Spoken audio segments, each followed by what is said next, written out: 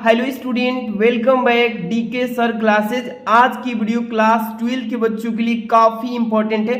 देख सकते हैं मॉडल पेपर 2024 वार्षिक परीक्षा सामान्य हिंदी, यानी कि जितने भी बच्चे इस बार बोर्ड एग्जाम 2024 देने वाले हैं तो आपका समझिए कि हिंदी का पेपर सेम ऐसा ही आने वाला है। क्लास 12 के बच्चों के लिए काफी इंपॉर्टेंट वीडियो है। ऐसा ही आपका भी पेपर आएगा जिस तरीके से इस मॉडल पेपर को सेट किया गया है। तो ये वीडियो काफी इंपॉर्टेंट है, इसको पूरा देख लीजिए, समझ लीजिए कि किस तरीके से आपका पेपर इस बार आएगा। अगर अच्छा स्कोर करना चाहते हैं तो 95% अचीव करना चाहते हैं तो ये वीडियो पूरा आपको देखना होगा। वीडियो का पीडीएफ भी हम आपको देंगे कि कैसे प्राप्त करेंगे। तो वीडियो को लाइक कर देना है, चैनल पे नए तो सब्सक्राइब करके बेल आइकन प्रेस रखिए। चलिए सबसे पहले आप देख सकते हैं कक्षा 12 के बच्चों के लिए केवल प्रश्न पत्र ऐसा ही आपका पेपर बन के आने वाला है। ठीक है, एक एक चीज इसमें समझा देते हैं। देखिए आपका हिंदी का पेपर का सिलेबस चेंज हुआ है। कौन सा क्वेश्चन यानी 10वां नंबर जो क्वेश्चन है उसको हटा करके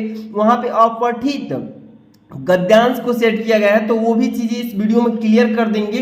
तो यहाँ पे देखिए सबसे पहले आपका भी पेपर का ऐसा ही मतलब फॉर्मेट रहेगा। थोड़ा जूम करके दिखाते हैं। यहाँ पे ध्यान दीजिएगा, निर्देश दिया है 3 घंटे 15 मिनट, तो ये सभी पेपर से मिलते हैं।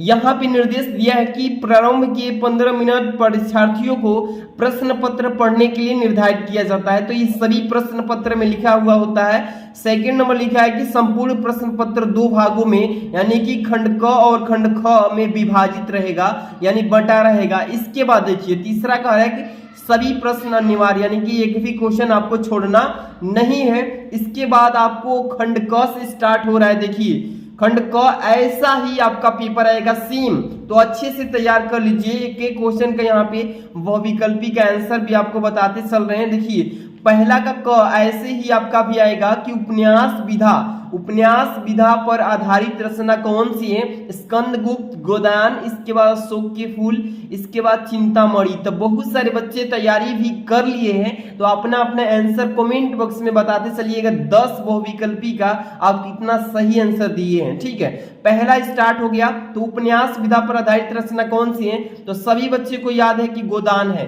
यानी कि ये 2 नंबर जो ऑप्शन है करेक्ट हो जाएगा। इसके बाद नेक्स्ट क्वेश्चन पहला का ख, क्या भूलूं क्या याद करूं, रचना किस विधा पर आधारित है? इस प्रश्न का उत्तर इस चारों में से कौन सा होगा? कमेंट में बता सकते हैं। संस्मरण दिया है, इसके बाद यात्रा वृत्त, डायरी, आत्मकथा। क्या भूलूं क्या याद करूं रचना विधा तो आत्मकथा। बहुत सारे बच्चे अच्छे से तैयारी किए हैं, तो इसका आंसर कमेंट करते चलिएगा। ठीक है, ग नंबर लिखा है कि हिंदी का प्रथम मौलिक उपन्यास है। हिंदी का प्रथम मौलिक उपन्यास कौन सा है? परीक्षा गुरु। यहाँ पे पहला ही ऑप्शन सही हो जाएगा। ठीक है ना। इसके ठीक बाद पहला का घ नंबर पे चलते हैं। दीप जले शंख बजे विधा है, ये किस विधा पर आधारित है? रेखा चित्र, ललित निबंध पे, यात्रा वृतांत, संस्मरण। तो दीप जले शंख बजे ये जो विधा बनी है ये संस्मरण पे, तो अच्छे से तैयारी करके रखिएगा। अंग नंबर, पहला का अंग नंबर, ये 5वां क्वेश्चन होने जा रहा है कि सरस्वती पत्रिका के प्रथम संपादक थे कौन? महावीर प्रसाद द्विवेदी। ये पहला ही जो है इसका करेक्ट आंसर हो जाएगा। तो यानी कि 5 बहुविकल्पी जो आपने किया ना, ये आपके गद्य विधा से आया था। किस विधा से? तो गद्य विधा से ये क्वेश्चन बहुविकल्पी 5 किए हैं आप। ठीक है, इसके बाद दूसरा क्वेश्चन स्टार्ट हो रहा है, ये आपके पद साहित्य से, यानी कि पद साहित्य से आएगा। अब यहां से देखिए दूसरा का क, यहाँ पे जो है ज्ञानश्री शाखा से संबंधित कवि नहीं है, यानी ज्ञानश्री शाखा से संबंधित कौन से ऐसे कवि नहीं है जो चारों में दिया है नाम? कबीरदास, नानक, रायदास, कुतुब व जयसी। तो इसमें कबीरदास जी जो है ना, ये ज्ञानश्री शाखा से संबंधित कवि नहीं है, इसलिए पहला ऑप्शन सही हो जाएगा। ठीक है, इसके ठीक बाद दूसरा का ख, किस कवि को राष्ट्र कवि की उपाधि से विभूषित किया गया? राम कुमार वर्मा को, मैथिली शरण गुप्त जी को, सुमित्रा नंदन पंत, यहाँ पे सूर्यकांत त्रिपाठी निराला जी को। चारों में से कौन सा ऑप्शन सही है? बहुत सारे बच्चे कमेंट अपना अपना करके बता दिए हैं। तो मैथिली शरण गुप्त जी जो 2 नंबर बताए हैं सभी का करेक्ट हो गया। इसके बाद यहाँ पे ग नंबर, प्रयोगवादी काव्य धारा के जनक कौन है? प्रयोगवादी काव्य धारा जो है इसके जनक यानी पिता किसे माना जाता है? तो इसके जनक कौन है? तो अज्ञेय जी, यानी कि सच्चिदानंदन हीरानंदन वात्स्यायन अज्ञेय जी। ये हो जाएगा पहला ऑप्शन करेक्ट, ठीक है। इसके बाद घ नंबर, रामधारी सिंह दिनकर को ज्ञानपीठ पुरस्कार मिला था किस क्षेत्र में? तो उर्वशी में। तीसरा ऑप्शन सही है, ठीक है ना। इसके बाद यहाँ पे लिखा है ना अंक नंबर, कितनी नावों में कितनी बार कृति, ये कृति किस चीज पर आधारित है? किसकी है?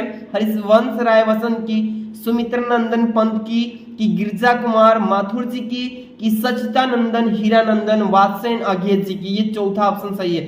तो आपने 10 बहुविकल्पी में से कितना किए हैं कमेंट में जरूर बताइए, और आगे का क्वेश्चन समझिए तीसरा नंबर से। इस तरीके से आपका पेपर आने वाला है, ठीक है। देखिए क्या दिया है कि दिए गए गद्यांश पर आधारित निम्नलिखित प्रश्न के उत्तर दीजिए। ये गद्यांश 3 नंबर क्वेश्चन में आएगा, और ये आपका गद्यांश जो होगा ये 10 नंबर का होने वाला है। ऐसे ही किसी पार्ट से आपको गद्यांश दे देगा, और क्या क्या करना होता है इसमें 5 क्वेश्चन दिया रहेगा, इसका आंसर देना होता है। जैसे कि लिखा है पहला नंबर कि भूमि का निर्माण देवों ने किया है, वह अनंत काल से है, उसके भौतिक रूप सौंदर्य और समृद्धि के प्रति संचेत होना हमारा अवश्य कर्तव्य है, आवश्यक कर्तव्य है।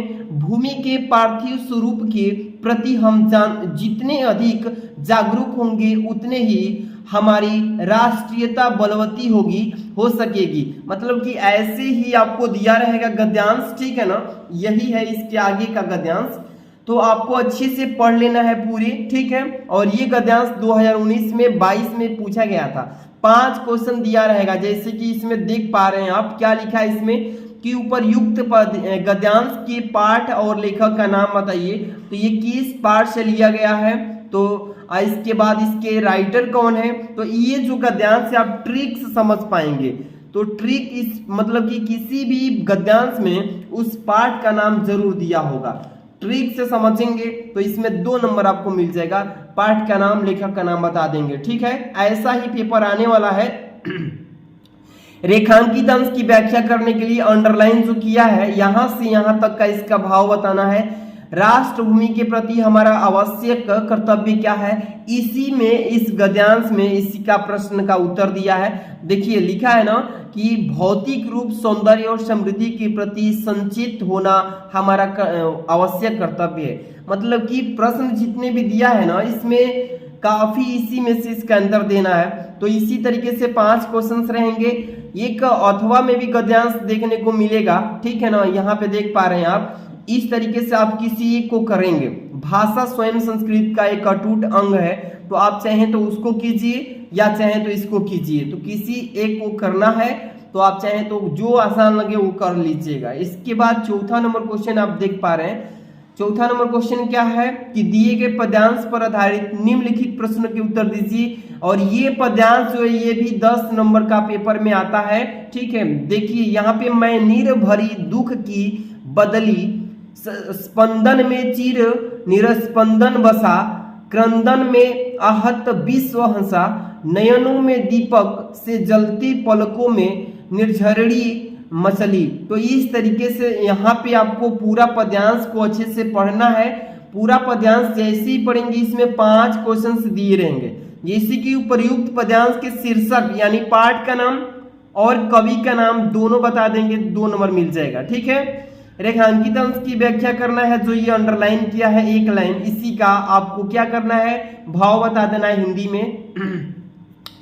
तीसरा नंबर, प्रस्तुत पंक्तियों में कवित्री ने स्वयं को क्या बताया है, ये इस प्रश्न में इसका आंसर है। यानी 5 क्वेश्चंस रहेंगे, 5 करेंगे तो 10 नंबर मिलेगा। तो ये पद्यांश के क्वेश्चन थे, तो आपको 2 पद्यांश मिलेगा, एक अथवा में, एक आपको जैसे कि ये देख लीजिए एक और अथवा में दिखा रहे हैं, ये देख सकते हैं, ये वाला जो है आपको अथवा में दिया है, ठीक है। तो आपको लिखा है ना कि छायाएं मानव जन की दिशाहीन सब, यहाँ पे लिखा है ना कि सब ओर पड़ी वह सूरज नहीं उगा था पूरब में, वह वर्षा सहसा बीचों, यहाँ पे लिखा है बीच नगर के। तो इस पद्यांश को पूरा पढ़ेंगे यहाँ तक, और यहाँ पे अंडरलाइन भी 3 लाइन का किया है। यहाँ पे 5 क्वेश्चंस दिए रहेंगे। तो ये वाला क्वेश्चन 2019 में भी पूछा गया था। तो इस तरीके से आपका पेपर आएगा। 5वां नंबर क्वेश्चन आपको किस तरीके से आ रहा है देख लीजिए। क नंबर और ख 2 मिलेगा 5वां में। पहला का क, 5वां का क लिखा है कि निम्नलिखित में से किसी एक लेखक का साहित्यिक परिचय देते हुए उनकी प्रमुख रचनाओं का उल्लेख कीजिए। ये अधिकतम शब्द सीमा जो है आपको कितना लिखना है, तो 80 शब्दों में 3 दिया है। डॉक्टर हजारी प्रसाद द्विवेदी, प्रोफेसर जी सुंदर रेड्डी, इसके बाद डॉक्टर APJ अब्दुल कलाम। तीनों में से किसी एक लेखक के जीवन परिचय एवं साहित्यिक परिचय लिखेंगे तो 5 नंबर मिलेगा। ठीक है, अब देखिए ये 5 का ख, ये आपके कवि हैं, इसमें कवि का जीवन परिचय और साहित्यिक परिचय लिखना है। देख रहे हैं ना, ये भी 5 ही नंबर का आएगा। तो मैथिली शरण गुप्त दिया है, जयशंकर प्रसाद दिया है और सच्चिदानंदन हीरानंदन वात्स्ययन अगे। तो ऊपर लेखक का जीवन परिचय याद करना पड़ेगा तो 5 नंबर मिलेगा। नीचे आपको कवि का जीवन परिचय याद करेंगे तो आपको 5 नंबर, यानी कि 5 नंबर क्वेश्चन जो है ये 10 नंबर का है टोटली। इसी तरीके से पेपर आएगा। 6 नंबर क्वेश्चन देख पा रहे हैं आप, क्या लिखा है कि पंच लाइट अथवा लाठी कहानी के उद्देश्य पर प्रकाश डालिए और अधिकतम शब्द का सीमा जो है 80 शब्दों में लिखना है, 5 नंबर मिलेगा। या अथवा में भी दिया है यहाँ पे कि पंच लाइट अथवा बहादुर कहानी की कथा वस्तु लिखिए। तो ये 6 नंबर वाला जो क्वेश्चन है ये 5 नंबर का आता है और यहाँ पे 2 दिया रहता है, पंच लाइट पर लिखिए या लाठी पर लिखिए।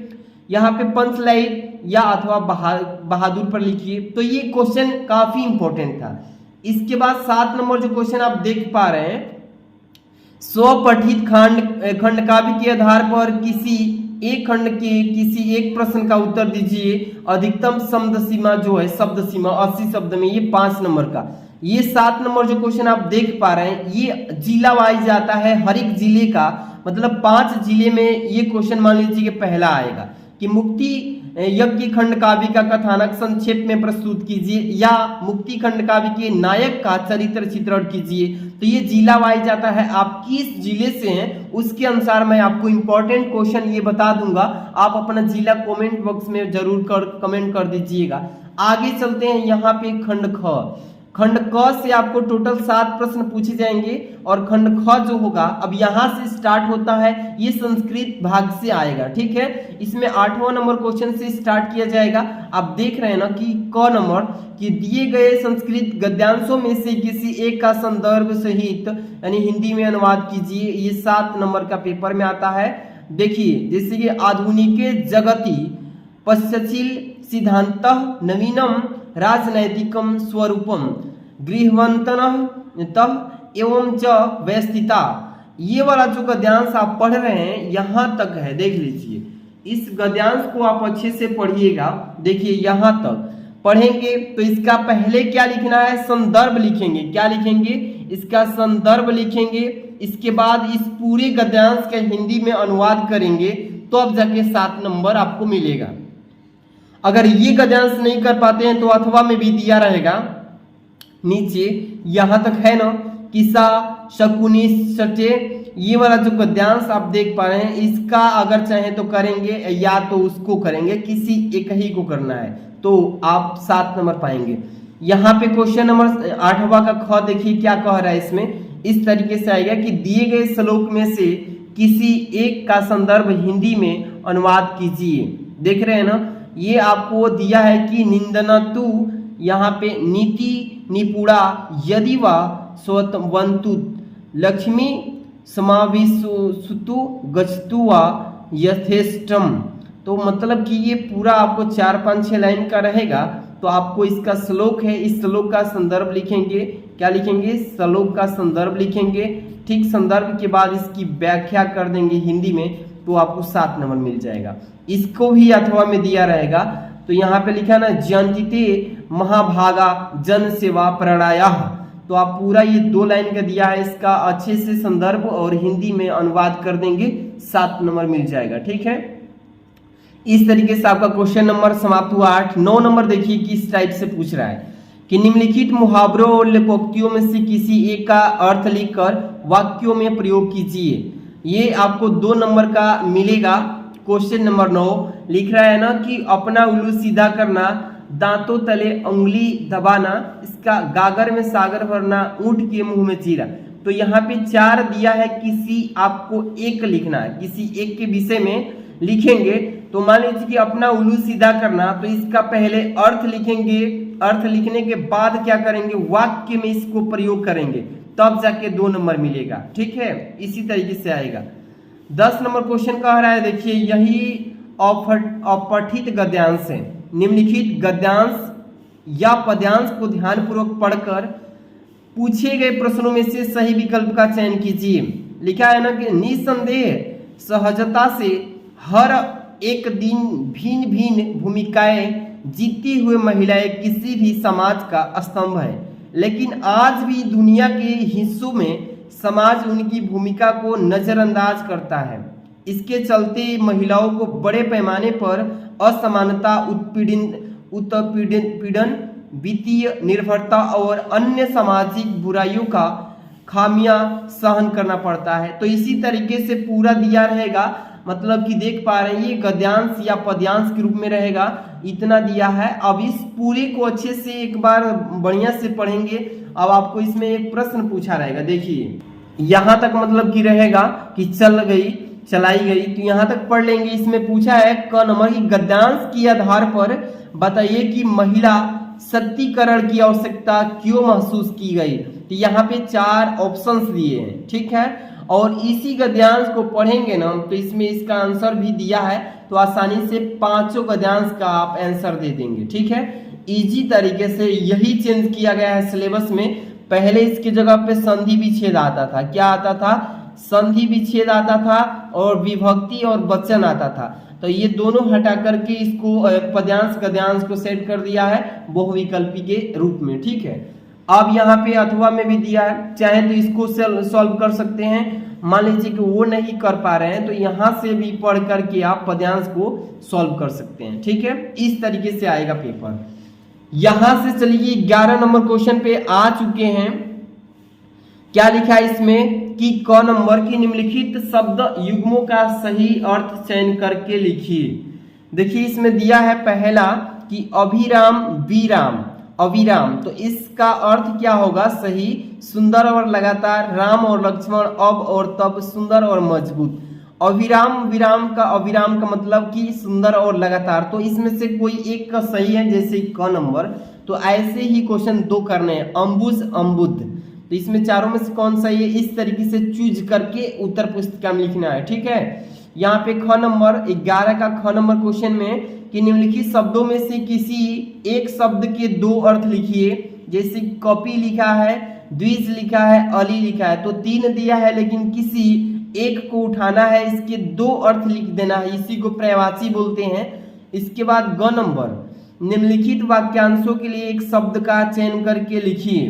देखिए कह रहा है कि जिसे जाना ना जा सके, जिसको जान नहीं सकते हैं उसको अज्ञेय बोलते हैं कि अज्ञात बोलते हैं कि अल्पज्ञ बोलते हैं कि अज्ञानी बोलते हैं, अज्ञात बोलते हैं। इसी तरीके से चूज करना होता है, जिसके समान दूसरा ना हो, जिसके समान दूसरा ना हो, मतलब कि ये मान लीजिए कोई चीज बन गई, इसके जैसा कोई दूसरा हो ही नहीं सकता। जैसे सूर्य है, सूर्य के जैसा कोई है ही नहीं है, तो उसी को क्या बोलते हैं, अद्वितीय बोलते हैं, अतुल्य बोलते हैं, अतुलनीय, श्रेष्ठ, असमान। तो अतुल्य मतलब जिसकी तुलना न की जा सके। इस तरीके से इसका आंसर बताना होता है। घ नंबर देखिए, निम्नलिखित में से किन्हीं 2 वाक्यों को शुद्ध करके लिखना होगा, ये 2 नंबर का आएगा।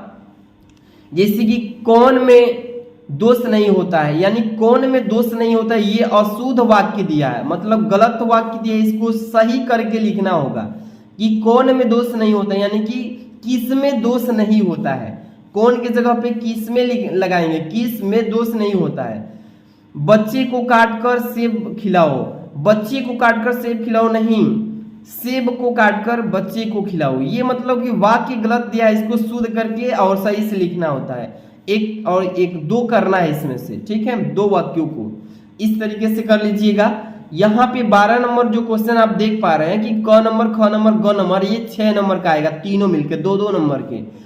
क नंबर श्रृंगार रस अथवा क्रूर रस के अस्थायी भाव के साथ उसकी परिभाषा लिखना उदाहरण के साथ। अनुप्रास अलंकार अथवा उपमा अलंकार का उदाहरण सहित लिखना है। चौपाई अथवा कुंडलियों को लिखना है। ये 6 नंबर का तीनों क्वेश्चन मिलके क ख ग आएंगे, तो ये अच्छे से तैयार कर लीजिएगा। ये कभी बदलता नहीं है, ये फिक्स होता है क्वेश्चन, बार बार यही पेपर में आता है, ठीक है। इसके बाद आगे चलते हैं। यहाँ पे 13 नंबर, किसी माध्यमिक विद्यालय में लिपिक के रिक्त पद पर नियुक्ति हेतु विद्यालय के प्रबंधक या प्रधानाचार्य को पत्र लिखिए। इस तरीके से पत्र लेखन बोर्ड एग्जाम में आता है। ये 6 नंबर का होता है। अगर आप मान लीजिए कि ऊपर वाला नहीं कर पाते हैं तो नीचे वाला अपने क्षेत्र में प्रदूषण से उत्पन्न स्थिति का वर्णन करते हुए किसी दैनिक समाचार पत्र के संपादक को एक पत्र लिखिए। तो आप चाहें तो किसी एक को करेंगे। इसका वीडियो मैं नेक्स्ट डे बनाया था, कल ही, आप देख लीजिएगा। सर्च कीजिएगा DK sir classes, DK sir classes पत्र लेखन, आपको यही मिलेगा नीचे वाला, ठीक है। तैयारी कीजिए बेस्ट तरीके से। इसके बाद यहाँ पे 14 नंबर क्वेश्चन लास्ट है पेपर का कि निम्नलिखित में से किसी विषयों में से किसी एक विषय पर अपनी भाषा शैली में निबंध लिखने के लिए आएगा। 9 नंबर का रहेगा। 5 टॉपिक दिया रहेगा, किसी एक टॉपिक पे आपको निबंध लिखना होता है। इसी की टेसाटन के लाभ क्या होगा, मानव जीवन में वनों की उपयोगिता क्या है, राष्ट्रीय एकता आज की अनिवार्य आवश्यकता क्या है, मेरे प्रिय साहित्यकार, और विज्ञान वरदान या अभिशाप है, ठीक है। इस तरीके से 5 में से किसी एक टॉपिक पे निबंध लिखना होगा। पेपर का मॉडल सेट कर दिया है। यूपी बोर्ड के जो पेपर आएगा सेम इसी बेस पर इसी के तरह आएगा। तो जितने बच्चे वीडियो को लाइक नहीं किए लाइक कर दीजिए। चैनल पे नए हैं तो इसका पूरा सलूशन अगर चाहते हैं कि नेक्स्ट वीडियो में इसका पूरा सलूशन एक कॉपी पे, बोर्ड एग्जाम की कॉपी पे लिख कर लाएं, इसके लिए चैनल को सब्सक्राइब करके बेल आइकन प्रेस रखिएगा, क्योंकि नेक्स्ट डे तक हम इसका सलूशन ला सकते हैं। और इस चैनल के वीडियो के डिस्क्रिप्शन में जाएंगे तो आपको टेलीग्राम का लिंक मिलेगा, वहां पे जुड़ जाइए, PDF भी सेंड कर देंगे। मिलते हैं नेक्स्ट वीडियो में। Thanks for watching.